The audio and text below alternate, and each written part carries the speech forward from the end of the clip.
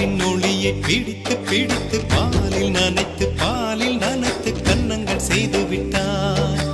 உலக மலர்கள் பறித்து பறித்து 2 பந்துகள் அமைத்து அமைத்து பெண்ணை சமைத்து விட்டான்.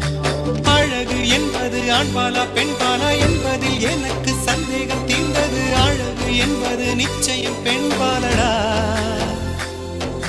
கவிதை என்பது மொழியின் வடிவம் என்றொரு கருத்தும் இன்று உடைந்தது. கவிதை என்பது கன்னி வடிவமடா. மின்னலை பிடித்து மேக